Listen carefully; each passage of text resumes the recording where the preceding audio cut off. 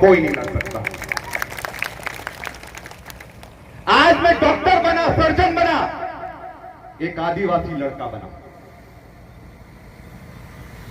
विधायक बना, और आज 40-41 की उम्र में पूरे देश का आदिवासी कांग्रेस का राष्ट्रीय अध्यक्ष बना।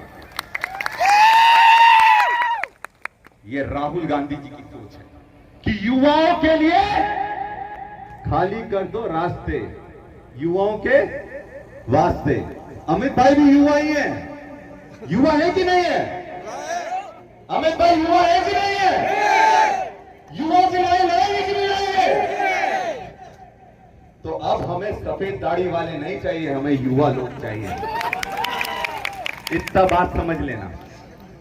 आज महेश भाई भी हमारे साथ आए, हमारी ताकत बढ़ेगी। लगातार आदिवासियों की लड़ाई अनंत भाई भी लड़ रहे हैं, जिग्नेश भाई भी लड़ रहे हैं, मंच पर बैठा हर व्यक्ति लड़ रहा है, और आगे भी पूरी ताकत से हम लोग लड़ाई लड़ने के लिए तैयार हैं।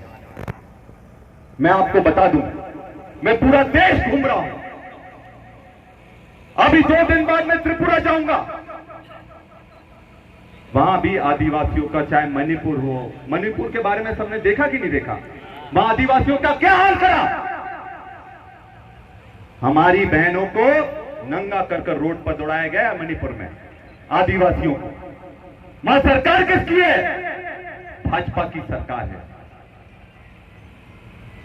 सीधी में जब मध्य प्रदेश के सीधी में पेशाब कांड हुआ, कितने लोगों ने सुना है कि आदिवासियों पर पेशाब करी? कितने लोगों ने सुना है? जरा हाथ उठाओ। सबने सुना कि नहीं सुना? किसने पेशाब करी थी? भाजपा के लोगों ने पेशाब करी थी। मणिपुर में आदिवासियों पर अत्याचार किसने करा? भाजपा के लोगों ने करा। गुजरात में अनंत भाई, एक आदिवासी विधायक पर हमला किसने करा? भाजपा के लोगों ने करा। आज आदिवासियों की यह हालत हो गई है। पहले हमारी उपजाऊ जमीन छीन ली और हमें जंगलों में धकेल दिया कि नहीं धकेल दिया?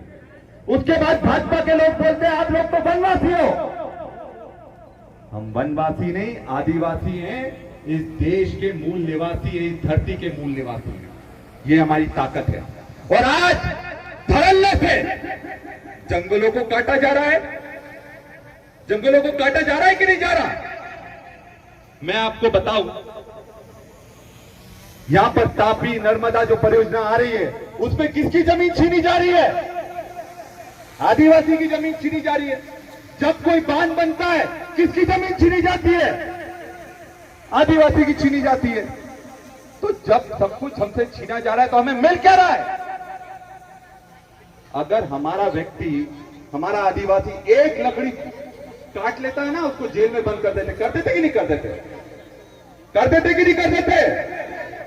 एक लकड़ी काट लो और फॉरेस्ट वाले जेल में डाल देते हैं। और यहां अडानी अंबानी पूरे के पूरे जंगल साफ कर रहे हैं। बहुत नाइंसाफी है और इसकी लड़ाई हम सबको लड़ना पड़ेगी। चुपचाप बैठने से कुछ नहीं होने वाला। देखो, टांटिया मामा को, बिरसा मुंडा को इतिहास में इसलिए याद रखा जाता है क्योंकि उन्होंने संघर्ष करा।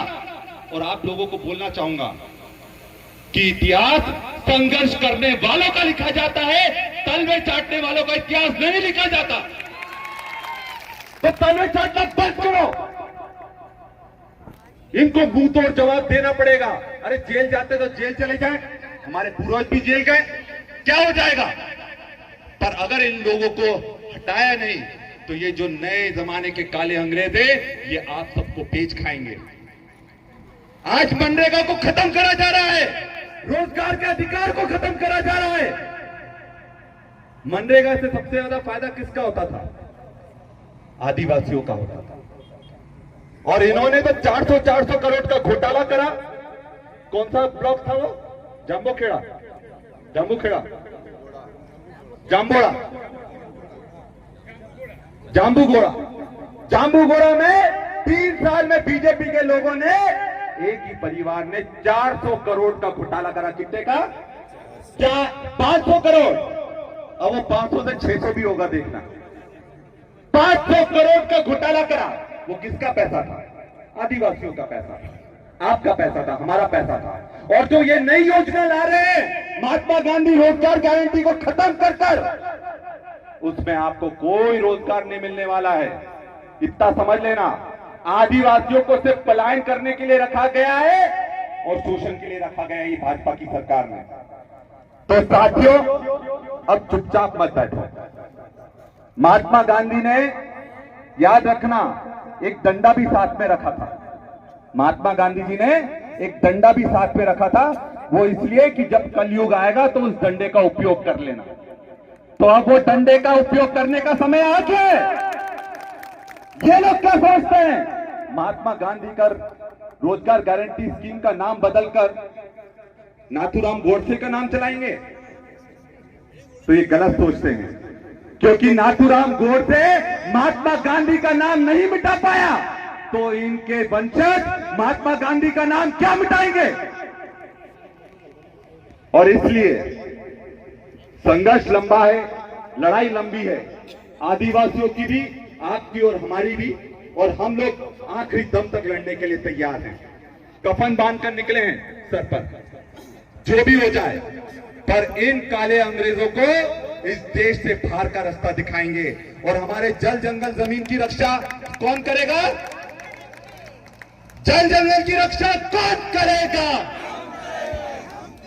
आधे लोग करेंगे, आधे नहीं करेंगे क्या? सब लोग करेंगे ना? तो जल जंगल जमीन की रक्षा कौन करेगा? हम करेंगे, हम करेंगे, आदिवासियों की रक्षा कौन करेगा? हम करेंगे, हम करेंगे, युवाओं की रक्षा कौन करेगा? हम करेंगे, हम करेंगे। और ये भाजपा आरएसएस वालों को डंडे कौन मारेंगे? हम मारेंगे। अरे डरो मत, डरो मत, जोर से बोलो, भाजपा आरएसएस वालों को डंडे कौन मारेगा? हम मारेंगे, हम मारेंगे। तो अब डर मत जाना। बाद में बाहर निकलने के बाद मीडिया वालों ने पूछ लिया, आपने डंडे मारने का बोला था? बोले मैं, हमने नहीं बोला था। डरना मत, डरो मत। राहुल गांधी यही कहते हैं, डरो मत, लड़ो, डट कर लड़ो। और जो गुजरात को आजाद करवाने की लड़ाई, नया गुजरात बनाने की लड़ाई अमित चावड़ा जी लड़ रहे हैं, इनका जोरदार तालियों से हम अभिवादन करते हैं। जोरदार तालियां बजाकर अभिवादन करो। तो संघर्ष के लिए तैयार हैं हमारे साथी? संघर्ष के लिए तैयार होना, संघर्ष के लिए तैयार होना, तैयार होना। तो एक नारा आखिरी में लगा दो, लड़ेंगे। मैं हमारी बहनों से आवाज चाहता हूं, आवाज आना चाहिए, क्योंकि आप हमारी ताकत हो। लड़ेंगे, लड़ेंगे और लड़ेंगे। बहुत बहुत धन्यवाद। जय हिंद, जय जवाहर।